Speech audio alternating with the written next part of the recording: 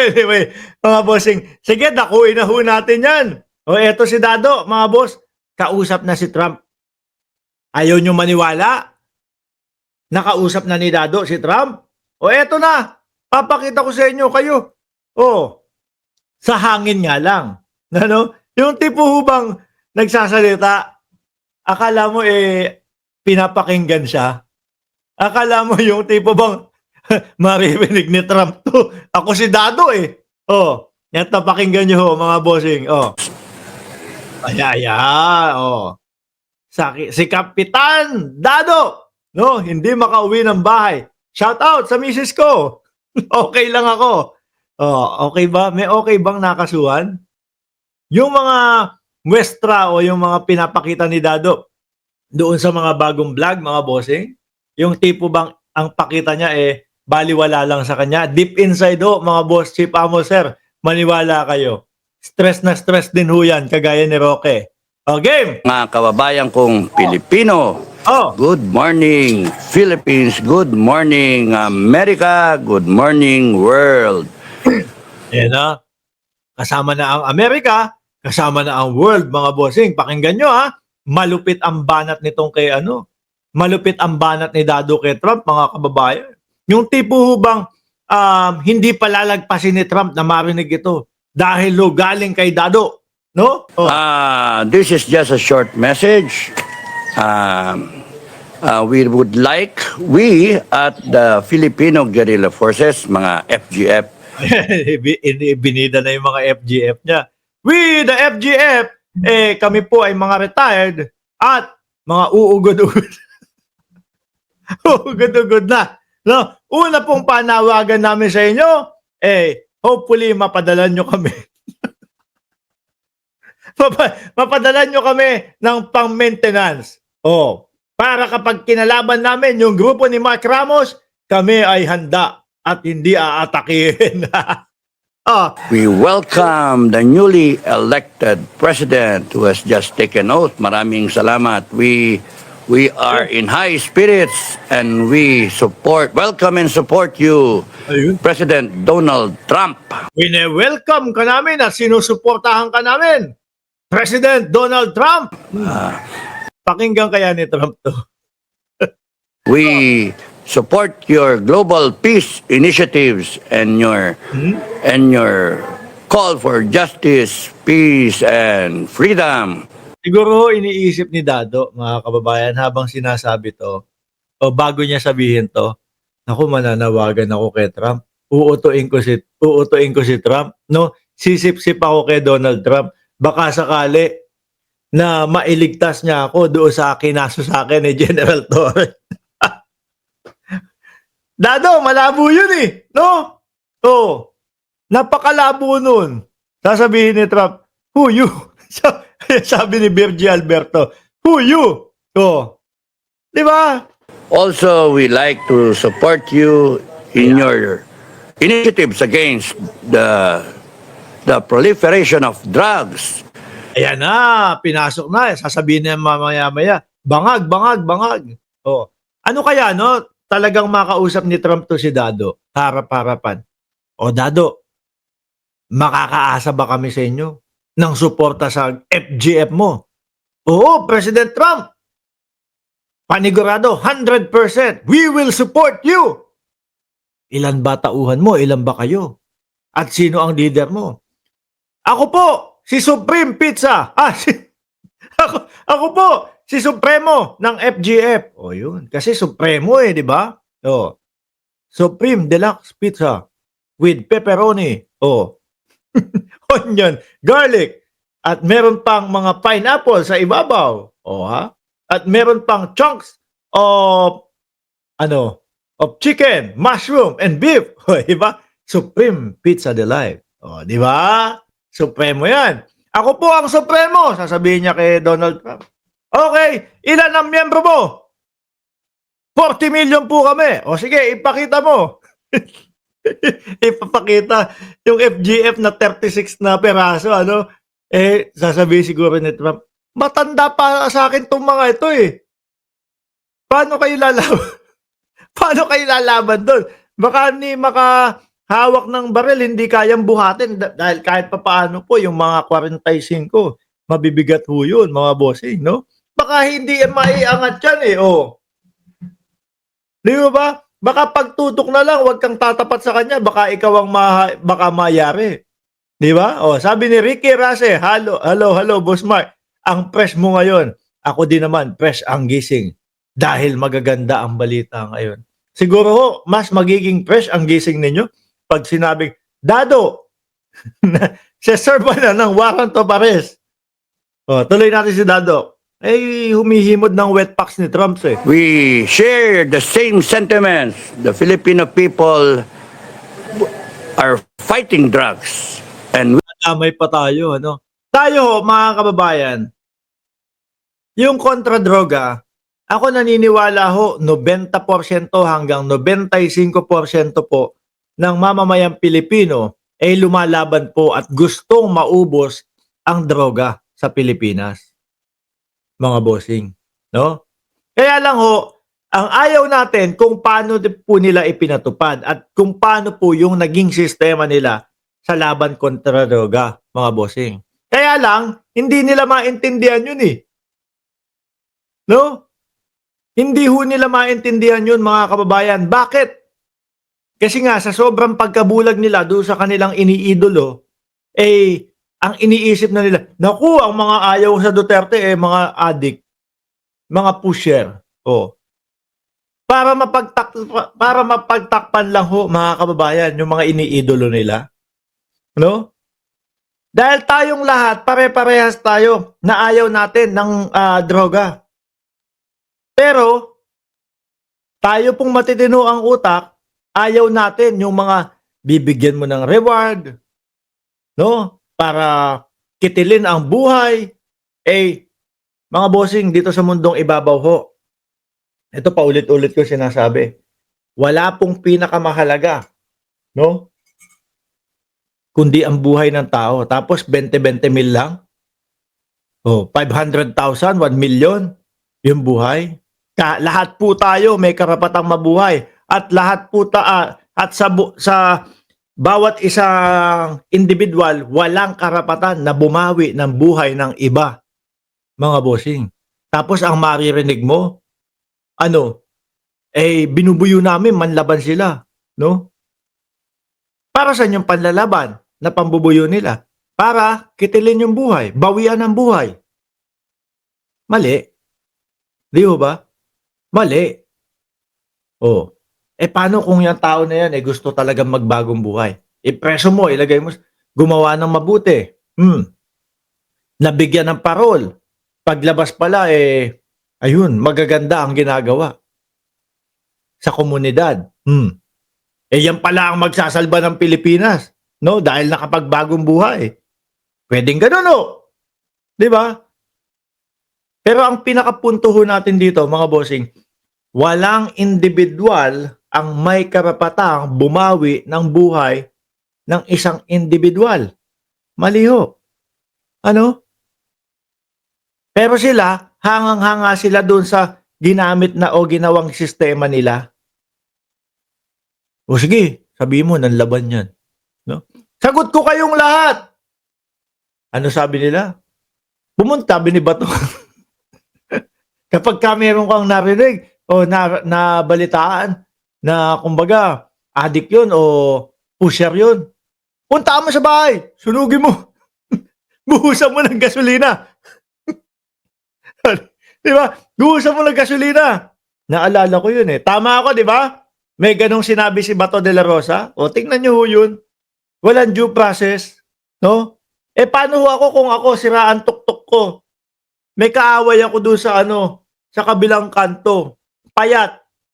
Naisipan ko na, yari ito sa akin. No? Mukhang payat naman eh. Narinig ko yung sinabi ni Bato eh. Buhusan ko ng gasolina yung bahay. Kumbaga, alam ko naman, hindi nagdodroga. Alam ko naman, hindi addict.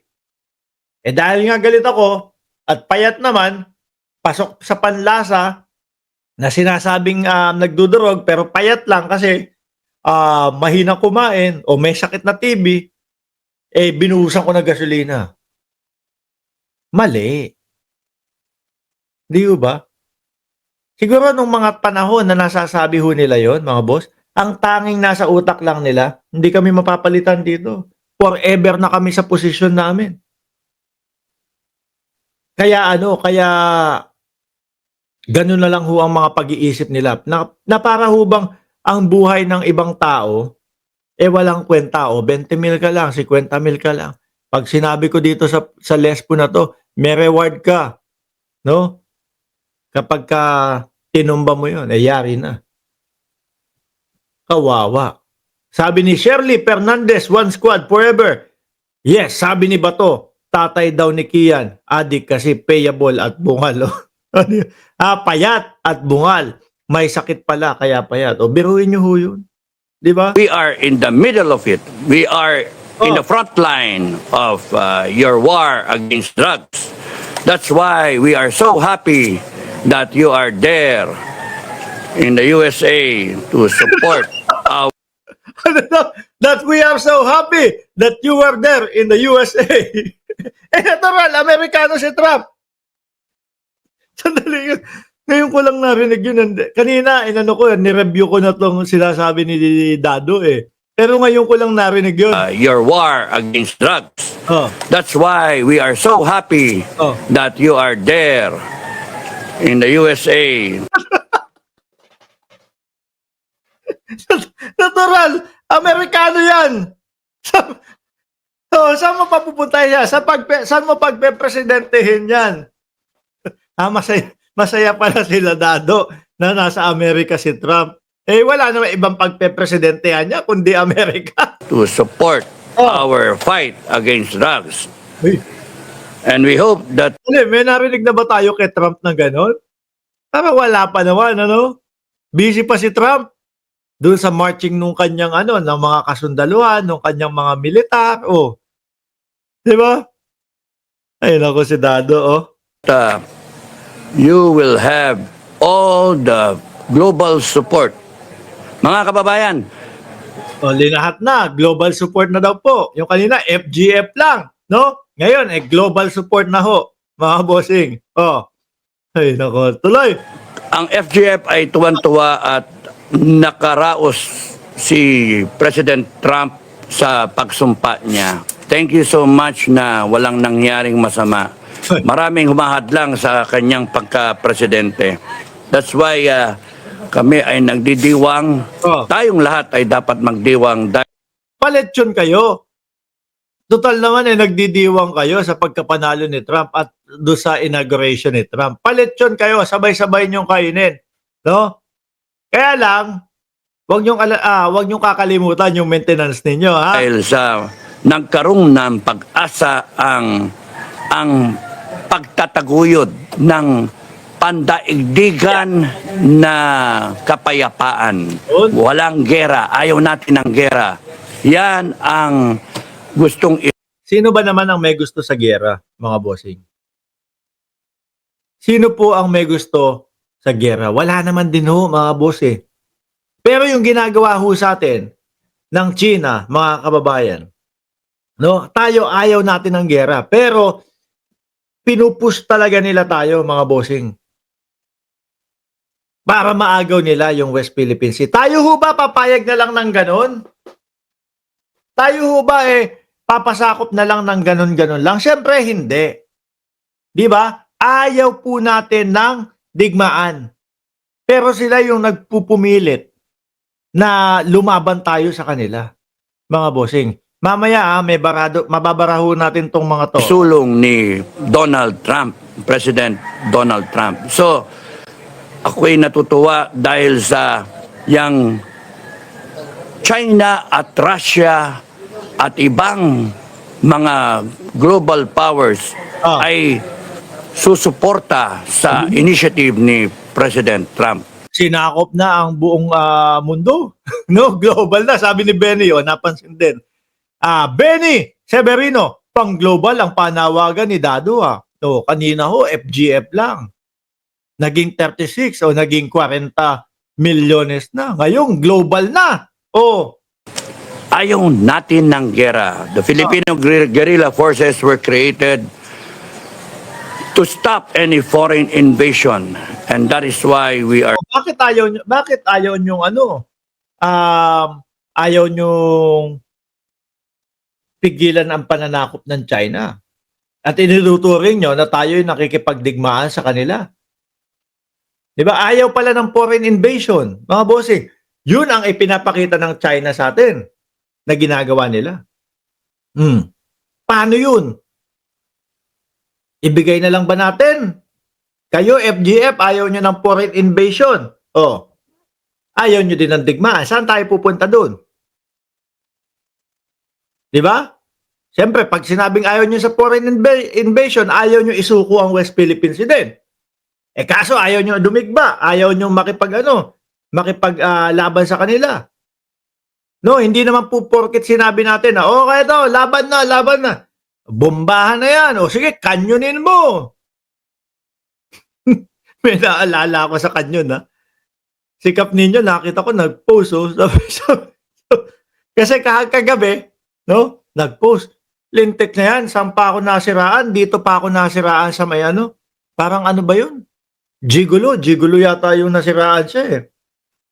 Pag-post kaninang maga, sabi, PI ka, kung sino ka man, na bumanat sa wetpacks ko, ang sakit. Ang laki ng ano.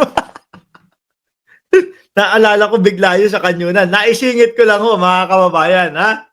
Oh. May nakakahilo yung ano nila eh. Nakakahilo yung layunin ho talaga nila, mga boss, no? Yung tipo bang sinasabi nila, ayaw namin ng foreign invasion. Ibig sabihin, ayaw nila doon sa ginagawa ng China, no? Ayaw din ho nila ng digmaan. Ayaw din ho nilang, kumbaga, tapatan yung China. Ano gagawin natin? It's either isusuko mo na lang yan para walang mangyaring digmaan or lalaban ka sa kanila. Haharapin mo sila. Di ba? Yung kanila, wala eh. Wala ka patutunguhan. Mga boss, o tuloy mo pa, Dads. so glad that andyan ang cavalry. Nandyan ang cavalry. So ayaw natin na mapalaban tayo pero naghahanda tayo. So isa pa yung gusto natin na nandyan siya. Galit siya sa droga. Galit siya sa mga bangag. Ayan na, isisingit na si BBM. Mga bangag.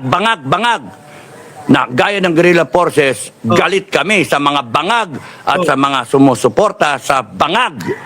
Kaya, Galit sa atin. Galit daw sa atin kasi iniisip nila bangag ang Pangulo. Ano, hanggang ngayon, bangag pa din yung mga isinisigaw nito. Samantalang wala naman mga kababayan, walang mga napatunayan. Video na ginawa nila, mukha lang silang mga tanga dun. kaya kayong mga bangag, Oh, bilang na ang araw ninyo. ayan na. Baka ikaw ang bilang ang araw, Dads. Oh. Ikaw yung may kakaharaping kaso eh. No? Kami mananatili kami sa labas. Baka ang sinasabi mo, bilang na ang araw mo. Kapag ka isinerve sa iyo yung warrant of arrest na sinasabi mo. Kayong mga abuso, kayong mga magnanakaw, Aba. at nakikinabang sa pag-api ng kapwa, bilang ang araw ninyo.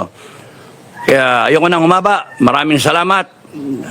President Donald Trump, Yes. the FGF supports you and welcome you as the U.S. President. Welcome back to the Welcome back. White House. Maraming salamat. God bless. God bless America. God bless the Philippines. God bless the world. Citizens of this planet, let us all rejoice that there is a man at the White House now. Sige pa, himuri mo pa yung wet packs. Sulitin mo na. Baka sakali na matulungan ka na ipahinto yung kaso sa ni General Torre. Who wants to prevent a world war. Maraming salamat. God bless America.